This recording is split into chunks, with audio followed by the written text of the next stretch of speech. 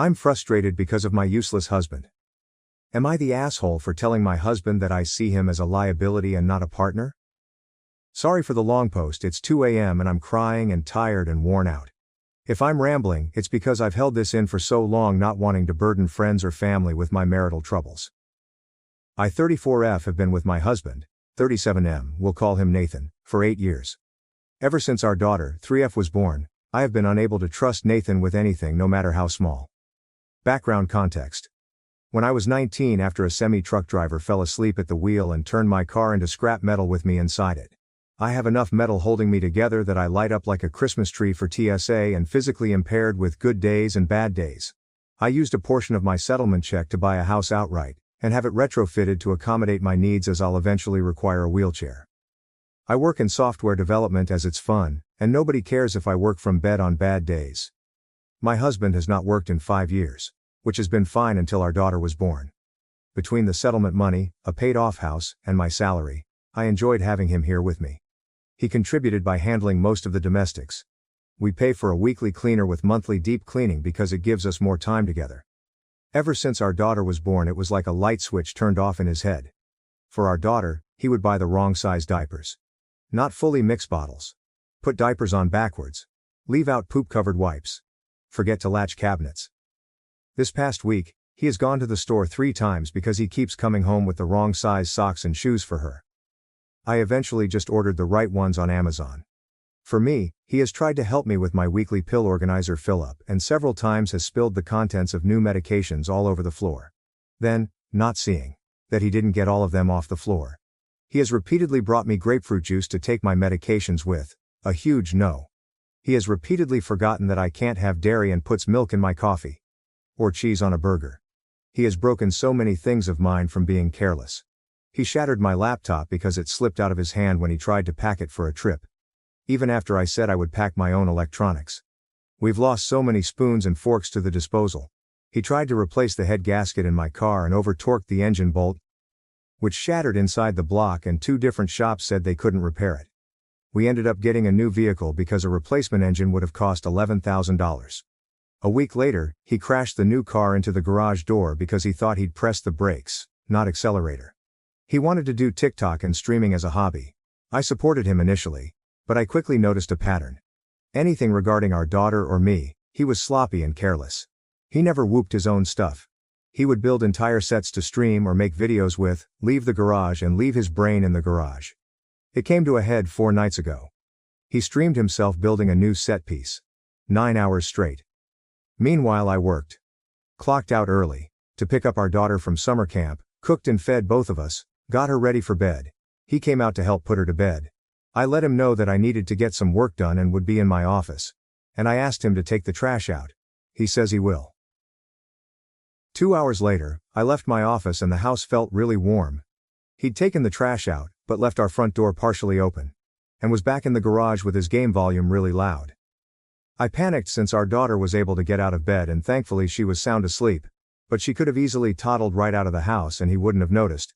Then I noticed a stovetop burner was on, with a small pot on it with nothing inside. I didn't use the stove for cooking that night. I popped my head into the garage and said, "Hey, I need you for a minute." I informed him of the door situation and he responded, "I thought I locked it." We checked the camera, and no, he did not. I asked about the burner being on and he said he was planning to make ramen and forgot. He pulled the still hot pot off the burner and put it straight into the sink on top of our daughter's favorite plastic plate, which is now ruined. I'll admit I overreacted and screamed, "What are you doing?" He realized what he'd done and pulled the pot off our daughter's plate and straight onto the countertop. I grab it quickly and run it underwater to cool it down. I tell him I can't tonight. I can't deal with him. I'm taking my meds and going to sleep. He gets a cup from the cupboard and sets it straight onto the burner that had been on. I hit my limit. I started crying. He kept saying that it was fine, things happen, it's just an accident, he's had a rough day from streaming, he's just tired. Why am I crying? It's just a cup. We can replace it. The anger hit and I said, "It's because I have a liability and not a partner." He said, "What the fuck does that mean?" I screamed that it's because I can't trust him to do anything. That I'm always having to watch him like a child. Always having to bear the costs of his mistakes. That every time I get careless and think I can trust him to be an adult, I'm always the one getting fucked over. I then said, I can't see you as a partner anymore. You're just another liability in my checkbook. He immediately stormed out of the kitchen and went to bed. I called my mom and told her what happened. She thinks it's just stress and offered to take our daughter for a week so we could figure this out without our daughter seeing it. She says it was an asshole thing to call my husband a liability. In the morning I told my husband that my mom would pick up our daughter from summer camp and offered to watch her for a week. He said okay. And that's the only interaction we've had since. He spends all day in the garage playing games with his friends, making TikToks, and streaming. For food he's been ordering DoorDash and having the person deliver it in the garage. It's been days and he refuses to be in the same room as me. I've tried messaging him to ask if we can talk. Or figure out a solution. But he's just left me to read. If I pop into the garage, he ignores me but apologizes to his friends or viewers for the interruption, and Geek unmutes his mic when the noise stops. Before the blow-up, I've asked if there was something going on. I tried to gently respond every time he screwed up so our daughter didn't associate mistake to anger. I asked him to schedule a doctor to see if something was going wrong medically. He always said I was overreacting, people make mistakes, and didn't see an issue, even when the same mistakes kept happening. When I tried to get him to understand that it was concerning just how expensive his mistakes were getting, he'd wave it off as it's not like we can't afford it. I love him dearly. I just miss the person he was before we had a child. The one I could trust and rely on. Did I screw this up forever? Was I being too harsh on his mistakes? Am I missing something? Am I the asshole? Relevant comments. OP on if her husband is using her money. OP. Downvoted. We do have a shared account for household expenses and bills, but he is using his own money as far as I can see. When he became a stay-at-home husband, I didn't want him to ever feel like he was financially trapped or abused. Also, the thought of my husband having to ask for money, permission, to buy things for himself, or not being able to buy gifts discreetly felt ick to me. My paychecks get split between the expenses account, $300 each deposited into separate accounts the other can't see, and the rest to savings. To me, it's his money to save or spend how he wants. I read through all the responses and have removed the allocation to his account. I also removed his name as an authorized user on the bills expenses account. Before our daughter was born, this did seem the fairest, because he was managing the household tasks and maintenance.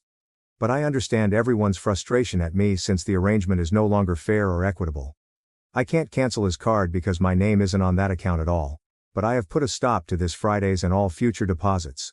OP on if her husband contributed to anything before their daughter's birth and afterwards. OP. Before our daughter was born, he was contributing and I valued him for it.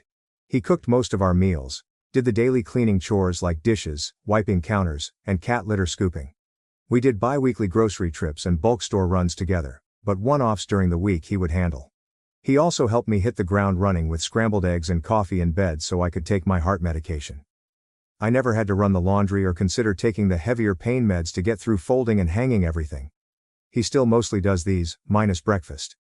Dishes sometimes sit overnight due to his streaming, but I also attribute it to our toddler wanting each part of her meal in a different small bowl and our dishwasher can only fit so many of the IKEA kids' bowls. He does the daily things like dishes, scooping cat litter, wiping counters, getting trash out, cleaning random messes that occur, etc., plus laundry, yard work. We pay for a weekly cleaner so we don't run into the issue of deferred cleaning. We're neglecting the house for a few days. Illness, doctor visits, family visiting, local outings, etc. doesn't ever turn into a, there's too much to catch up on, OMG, where do I start, freeze. I've always struggled with that in the past. And the monthly deep cleaner because it's honestly just really nice having a professional come in. Our monthly deep cleaner is also a professional organizer which has been a tremendous help with the transition from infant to toddler organization of clothing and toys. OP on her husband's qualities. OP. He's incredibly creative and we used to have so much fun working on projects together. He's a modern-day MacGyver. Give him a roll of duct tape, 2 pennies, some foam, cardboard and paint, and he can build beautiful set pieces that could be mistaken for props on Broadway. He learned how to make a mini forge from a flower pot and a makeshift lathe. He practiced until he made the ring he proposed with. Complete with my favorite gemstone, blue opal. His smile is infectious and he tells the best of horrible puns and jokes. He took cooking classes to learn how to make my favorite dishes, and made his own note card recipe book. He doesn't hesitate to belt out everything from Aqua to Backstreet Boys, Broadway show tunes, Nightwish, and everything in between. Off key but as if the rest of the world isn't there. Play a Michael Jackson song and he's on the dance floor by the end of the first note. When I gave birth to our daughter, I didn't have hospital food as my first meal. He'd worked out an arrangement with the owner of my favorite restaurant. No matter what time of day or night, as soon as I went into labor, he would message the restaurant owner who would prepare my usual faves and personally deliver the meal to the hospital. I had no idea until it arrived and the smell hit my nose. I cried so many happy tears into my food. I love frogs. He used to take a photo of every frog he'd find in our yard. He designed and vacuum formed a sign for our house that features both of our favorite animals and says "Welcome home." If he was out, he'd send me photos of, or come home with, cute frog-themed things. On my bad pain days where I mostly rot in bed, he would bring me meals. On a wooden tray he made. It converts from a carry tray to a bed tray. He got the idea from hospital food trays. He helps me get my socks and shoes on when I just can't quite do it myself. He learned how to do a few styles of updos and how to curl and flatten hair to help me feel pretty. On days where I hate the broken body I have, he'll put my hair up and it brightens my day. That's the person I fell in love with. And so deeply missed. Some days he's that person. But more frequently now, he's not. Update. Sorry for not being so responsive. Thank you to everyone who gave feedback and suggestions and all of the messages. It's been a week. Before I get into the update, I'm going to answer some repeated questions. Skip ahead 8 paragraphs for the actual update. Why does my husband not work? He can easily find employment, but we both agreed that the pay was never worth the toxic environment of his field, unless he wanted to start his own business, which he did not. He worked in home repair and renovation. It was gross how his co-workers spoke of and treated women, female customers and co-workers alike. He saw many female co-workers be sexually harassed into quitting. He hated how gross it made him feel when sales and adjusters would take advantage of women. Yes, selling inferior and unnecessary services at a premium is a thing. If he said anything, his hours would get cut until he left. He left one job on the first day because his boss left a screaming voicemail for not selling a refrigerant service to a young black couple who didn't even need refrigerant. Yes, he's got documentation and reported multiple employers to the state labor board. And checked back. Nothing was ever done to our knowledge. He's also tried a factory job in a warehouse since leaving the trades. Both heavily penalized him for needing scheduled time off for my medical needs. There's no worker protection here for any of that until FMLA, unpaid, which takes a year to be eligible for. Yes. It is a privilege to walk away from a paying job with your middle fingers held high. I have done the same many times, but I'm happy where I'm at right now because it's the opposite of toxic. I'm thriving, and our company has a no-penalty, unlimited paid sick medical leave policy that is strictly enforced at all levels of management. Any lead who penalizes people for taking leave gets sacked. A unicorn of a company. Add in a child and short of finding another unicorn employer who won't penalize him for needing time off for me or our daughter, such as when daycare closed for a week due to an RSV outbreak, puts him out of the workforce until either I stop working or our child old enough to not need consistent monitoring. Last reason for this dynamic is that although I'm disabled, my job pays almost double the highest salary he's ever had. With no reduction in pay for needing time off. It doesn't make financial sense for us to switch who the working partner is. 2. Does my husband have a large following or make money from streaming TikTok? No. His lives have an average of 6 viewers. And his Twitch has 3 followers. When we did our taxes, he didn't get a 1099 and he showed me that he'd got all of $6 from TikTok live gifts. Nothing from Twitch. His viewer counts are about the same as at the end of last year. 3. Why do we still have a weekly housekeeper and have our daughter in summer camp and part-time daycare? I hate the dynamic of one spouse working a single job for 40 hours a week while the other juggles simultaneous domestic duties, child rearing, care, enrichment, socialization, and essentially being on call 24/7. I would not want those expectations of me and couldn't fathom putting all of it on someone I love and cherish. If my husband did all of the activities and field trips that daycare did, his evenings and weekends would be taken up by domestic duties that I would physically struggle with assisting. The weekly housekeeper helps prevent deferred cleaning paralysis, where small missed things pile up into unwieldy monster tasks and struggling with where to start. The monthly deep clean and organization has been a world of self-care as we navigated to having an infant and the transition from infant to toddler. Edited to add, our daughter started at the part-time daycare when she turned 3. Before then my partner was the primary caretaker, which made the weekly housekeeping that much more helpful in not letting things fall to disarray. 4. The allowance thing. Yes. I wanted a dynamic where my husband had his own money even if he was not working a paying job. Maybe I've been on social media too long, but I've read so many stories of non-working spouses, albeit mostly women, being financially abused or unable to leave marriages because they did not have access to money they could save up in private. Should I have stopped it sooner when our dynamic became too unbalanced? Yes. I own that. 5. As for what happens if when we divorce, the house and settlement balance is in a trust completely separated, and as far as my lawyer can tell, out of his reach. Alimony would be up for a judge to decide, but between my documentation, that his licenses or certs aren't expired, plus my continual medical costs, there's a good chance of not being obligated. Hopefully that answers most or all of the background-related questions. On to the update. Friday I finished work to the smell of food being cooked. My husband was plating dinner on the table when I left my office. He said he wanted to talk over dinner. Some people had given me a heads up that my story was on multiple TikToks, and I'm grateful because it meant being prepared for the possibility he would see it. I have feelings about my post being used for content on the very platform my child and I have been neglected for. Not good ones. He did see one. He asked if it was me and I told him the truth. Yes, I wrote it. Yes, that's how I feel. And yes, I read the comments on Reddit. And no, I won't delete or change how I write about him just because I know he can see it. I don't know how to describe his reaction, but he said he'd spent the last day reflecting on just how bad it could be, for so many medical diagnosis suggestions to be given as reason and justification. He did say that he's not ADHD. His mom was addicted to opioids and Ritalin when he was a kid, and she tried to get numerous doctors to have him diagnosed with ADHD. She had him believing he was, so he also sought out 2 opinions once he was an adult. He didn't learn about her addiction until his mid-20s. He did seek therapy once he was aware that his mom was trying to use him for pills.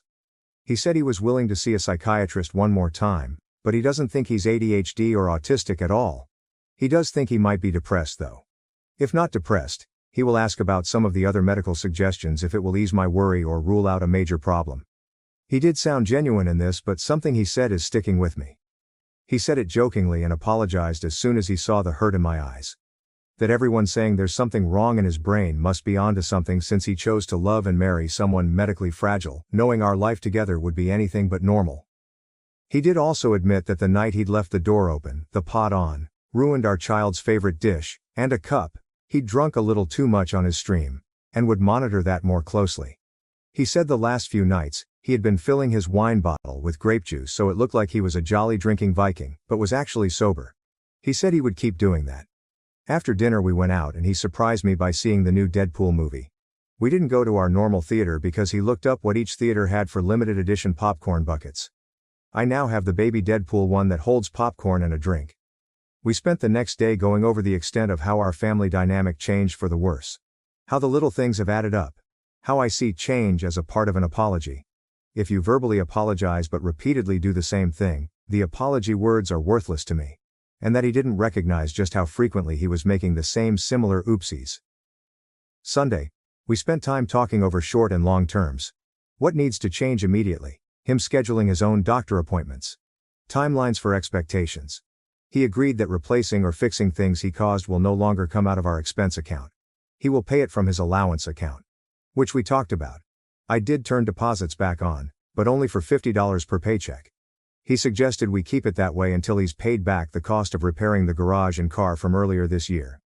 He said it will take him far longer to undo the cost of destroying the engine to my last vehicle, but that he's going to step up and find ways to make it right. Yes. I see the red flags. Love bombing. Not knowing how frequently despite repeated talks. Thinking verbal apologies are the final step in apologizing and not understanding that repeatedly doing the same problem thing is the same as never apologizing. And yes, I know he will read this. Do I actually think this is resolved, and we will come out of this as a perfect married couple who stays together until one of us croaks? Not really. Full offense to husband, for now. Is it a potential resolution? Maybe. But my husband is fully aware that he has a lot to make up for, a lot to fix, and a tight schedule to make it happen. And that the lesson for our daughter, later in life, is either going to be, taking real accountability can steer a wayward ship back to course. Taking accountability is the right thing to do, even if you don't get the results you wanted. Or, love alone isn't enough. TLDR. Wow, this sucks. I suck for letting it get this far.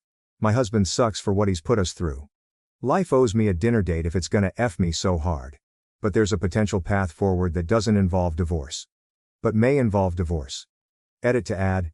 He finally read the post, so please read between the lines to what I'm actually saying. Last 4 words of the previous 4 paragraphs if it's not obvious. Relevant comments. Comment 1. There is some truth to his joke. Given his ability to work has been impacted due to your medical needs, neither of you seem very keen on being a partner, and given your take on alimony and money in general, I hope he looks out for his own financial interests. OP. I'm trying to be a partner. It's why I am supportive and pay for help, housekeeping, part-time daycare that is currently a full-time summer camp, as well as ensure he has his own money to spend how he wants. There is truth that my medical needs impact his ability to work, which would hurt him for alimony because he wouldn't need a unicorn job with unpenalized PTO if we aren't together. Would I still help him land semi-softly on his feet? Most likely. A judge, from what I've been told, would be less likely to obligate it. OP on needing to grow a spine and have her talks with her husband to improve things. OP. I wish I could grow a spine and replace the one being held together with duct tape, screws, rust, and vibes. I'm well aware that he's 99.9% likely in a panic, and the next month if that is going to be a refreshing, but temporary, change. Sorry people wrongly dogpiled you previously, but you are quite mistaken here for assuming I want to verify that my husband is indeed choosing to suck, is proof that I intend to continue living like this. Bunchful. Your 2 posts have a much larger following after a week that he does on all of his streaming junk combined. I have a very hard time believing he couldn't keep a job because of how toxic his work environment was. But that's just me. OP. Look, I wasn't gonna say it, but you're not wrong. The toxic work environments part is sadly very true. I've seen the evidence he collected and submitted to the labor board. At least before everything went sideways, things were really nice with him as a house husband. I'm sad he squandered it. I'll be financially able to retire in just a few years barring my career field suddenly tanking salaries though.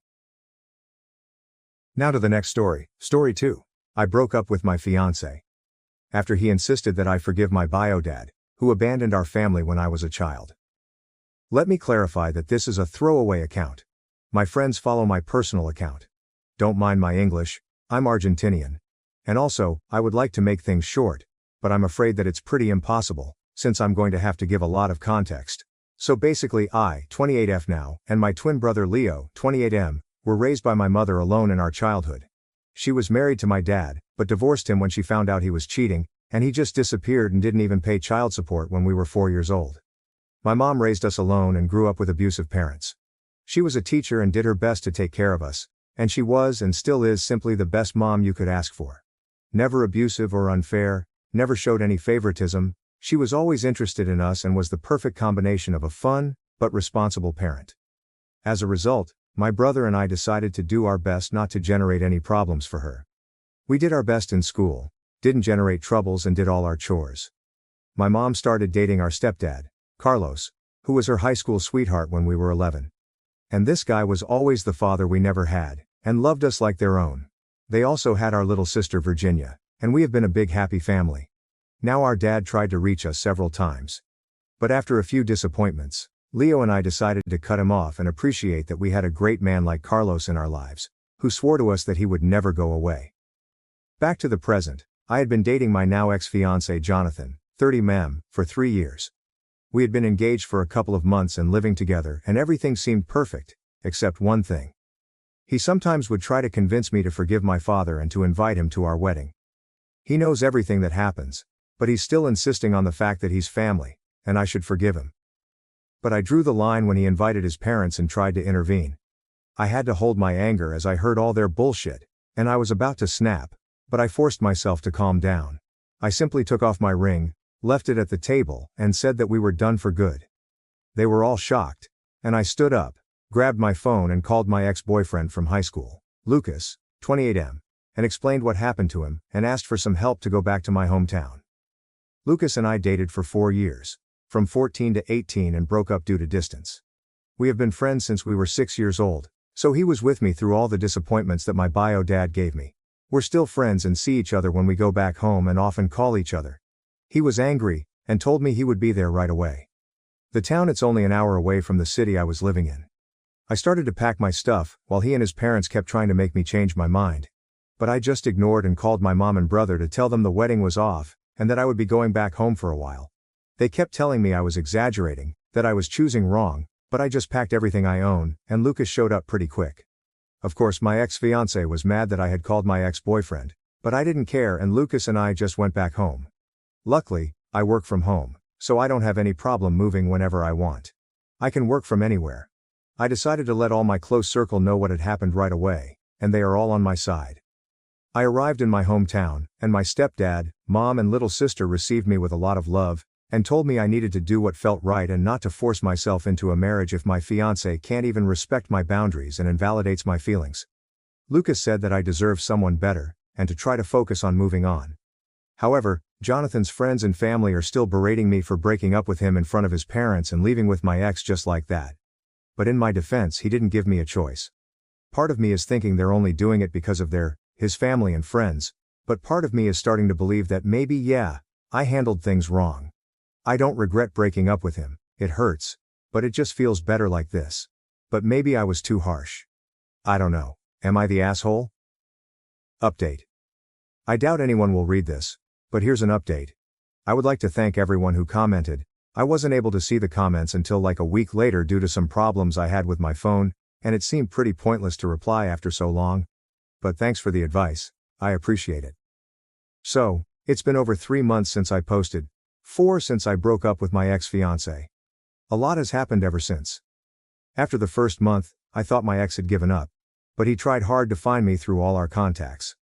Finally, one mutual friend told him where I was and he showed up at my house. My stepdad threatened to call the police if he didn't leave, and he did, but told my stepdad he wouldn't stop trying until he could talk to me. I wasn't home at the time, and I chose to talk to him. I decided to call him and make things clear to him. I didn't think it was necessary, but I did think maybe he thought we still had a chance. So I called him and I told him that we were done and that wouldn't change, and I didn't care what reasons he had to do what he did.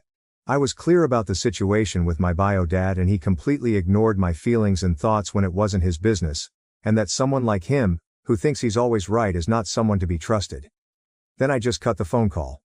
Some people in the comments kept asking why he would do this, and I think that's because of 2 reasons.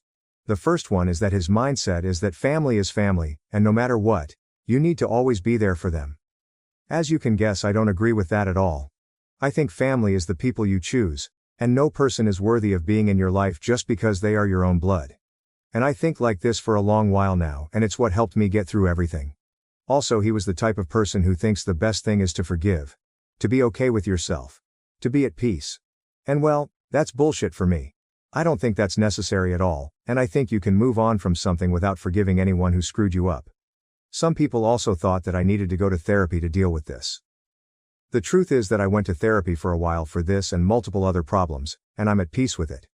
I don't think about it, but I do know that I don't want him in my life, and that's my choice and no one else's. Now, many asked why I asked my ex to come pick me up, and the truth is pretty simple. I trust Lucas with my life, but besides that, he's tall and a boxer, and well, I knew that there were chances of everything going to shit and that things could get violent, or at least I was scared of it, and that's why I called Lucas. I once had another situation with another guy I went out with for like a month. He got violent, and I called Lucas to help me. Like I said in the post, we were friends before dating, and now it's kinda confusing. I'm not the kind to jump from one relationship to another, and that's why I avoided seeing Lucas personally, because I was starting to feel confused with my feelings towards him.